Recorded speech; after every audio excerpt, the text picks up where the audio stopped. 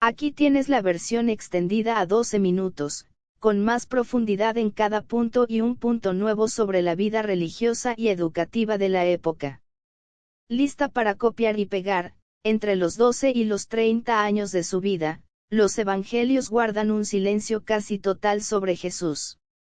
3 décadas, y apenas un puñado de versículos. Durante siglos, este vacío ha despertado preguntas que la fe y la historia han intentado responder de formas muy distintas.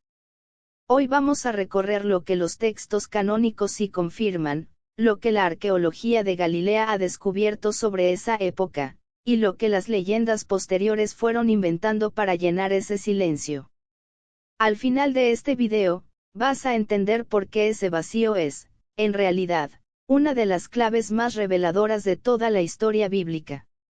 Es curioso que una de las figuras más estudiadas de la historia tenga un tramo de vida tan poco documentado. No es un descuido ni un error de los evangelistas, es una decisión narrativa que muchos lectores nunca se detienen a analizar. Entender por qué ese silencio existe nos dice tanto sobre la época, como sobre el propósito con el que fueron escritos los evangelios. Al final de este video vas a saber exactamente qué dicen, y qué no dicen, los evangelios canónicos sobre esos años. Vas a entender cómo era realmente la vida cotidiana en Nazaret y en la cercana ciudad de Séforis durante el siglo I. Vas a descubrir cómo era la educación religiosa de un joven judío en esa época. Y vas a tener una visión clara de qué separa la evidencia histórica de las leyendas que surgieron siglos después. Los 4 evangelios canónicos mencionan la infancia de Jesús, y luego saltan directamente al inicio de su vida pública, alrededor de los 30 años. Entre medio, prácticamente nada. El Evangelio de Lucas ofrece la única excepción real, el episodio del niño Jesús en el templo de Jerusalén, a los 12 años, discutiendo con los maestros de la ley. Después de ese pasaje, el texto resume toda una vida en una sola frase, que crecía en sabiduría, en estatura y en gracia. 30 años de vida, reducidos a una oración. Porque los evangelistas decidieron guardar silencio justamente ahí. Los evangelios no fueron escritos como biografías completas, en el sentido moderno de la palabra. Fueron escritos con un propósito teológico específico, anunciar el mensaje central de la fe cristiana, no narrar cada etapa de una vida. Para los primeros escritores cristianos, lo relevante era el ministerio público, la enseñanza, y los eventos finales. Los años de formación, de trabajo cotidiano y de vida familiar, simplemente no formaban parte de ese objetivo narrativo. Pero el silencio de los textos no significa que no haya evidencia de cómo era esa vida. Y aquí es donde entra la arqueología. Las excavaciones arqueológicas en Nazaret han revelado un poblado pequeño, humilde, de apenas algunas decenas de familias en el siglo I, casas construidas con piedra caliza local, cuevas usadas como depósitos, y herramientas agrícolas y de carpintería que confirman un estilo de vida sencillo, rural y trabajador. No existía en Nazaret ningún templo ni edificio de importancia política. Era, según todos los hallazgos, un lugar prácticamente anónimo dentro de la región de Galilea. Sus habitantes vivían principalmente de la agricultura, la ganadería pequeña y algunos oficios artesanales, como la carpintería que menciona el Evangelio de Marcos al referirse al oficio de José. Pero a pocos kilómetros de ahí, la arqueología nos muestra una realidad completamente distinta. A poco más de una hora caminando desde Nazaret se encontraba Séforis, una ciudad que en esa misma época estaba siendo reconstruida y ampliada por Herodes Antipas.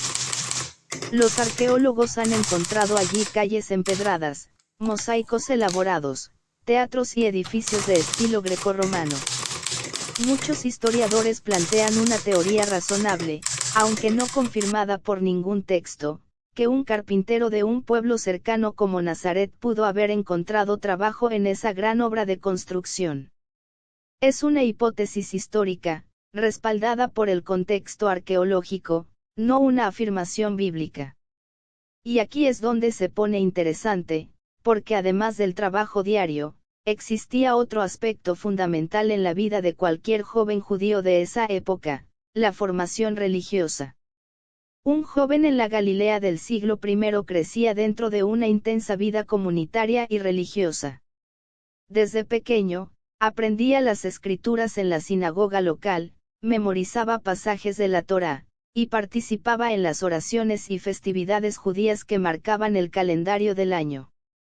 Los arqueólogos han identificado los restos de sinagogas de esa época en distintos puntos de Galilea, lo que confirma que la vida religiosa comunitaria era el centro absoluto de la existencia cotidiana, mucho más que cualquier otro aspecto social. Esta formación explica, según muchos historiadores, el profundo conocimiento de las Escrituras que después se refleja en la enseñanza pública de Jesús. No fue un conocimiento repentino, fue el resultado de años de formación dentro de su propia comunidad.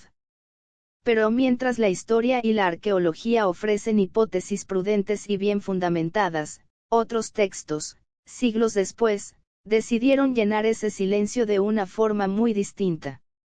Siglos después de los evangelios canónicos, aparecieron textos conocidos como evangelios apócrifos, como el Evangelio de la Infancia según Tomás.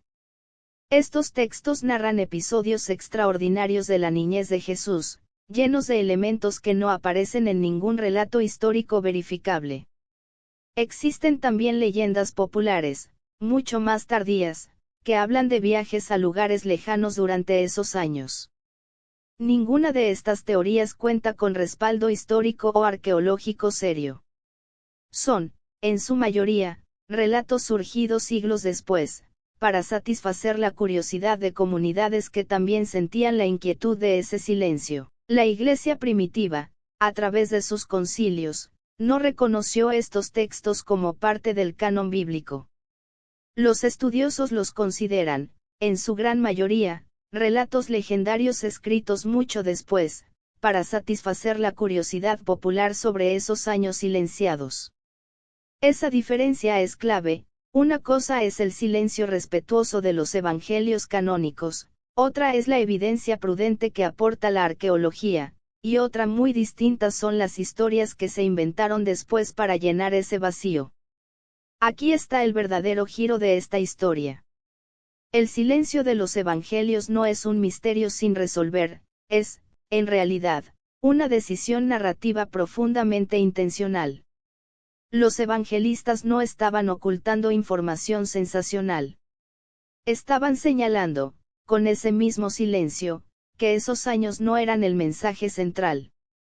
Lo que la arqueología de Galilea nos permite hacer, es imaginar con honestidad histórica el contexto de una vida sencilla, marcada por el trabajo manual, la formación religiosa constante, y la convivencia con un imperio en plena expansión. El verdadero descubrimiento no está en un dato oculto, está en entender que ese silencio, bien leído, también comunica algo. Esta historia nos invita a reflexionar sobre cómo leemos los silencios, no solo los relatos. A veces asumimos que lo no dicho es un vacío que hay que llenar con especulación. Pero también puede ser una invitación a comprender el contexto, la cultura y la época con más profundidad, en lugar de con más fantasía. Conocer la Nazaret real, con sus casas de piedra y su vida sencilla, la Séfori cercana, con su bullicio y su construcción constante, y la intensa formación religiosa de cualquier joven judío de esa época, nos da una imagen mucho más honesta de esos años, que cualquier leyenda posterior. Empezamos con una pregunta que ha inquietado a lectores durante siglos: ¿qué ocurrió realmente durante esos 30 años de silencio? Y terminamos entendiendo que la respuesta no está en un secreto escondido, sino en el contexto histórico y arqueológico que hoy podemos reconstruir con seriedad. Ese silencio, lejos de ser un vacío incómodo, es parte de la historia que cambió generaciones, una historia que sigue despertando preguntas, incluso después de 2000 años. Si este recorrido entre los evangelios, La arqueología de Galilea y los textos apócrifos te ayudó a ver esta historia con nuevos ojos. Suscríbete al canal. Aquí seguimos explorando, con seriedad y con respeto, los misterios históricos detrás de los relatos bíblicos. Y cuéntanos en los comentarios, ¿qué crees que ocurrió realmente durante esos años silenciados? Tu opinión ayuda a que más personas descubran estas historias.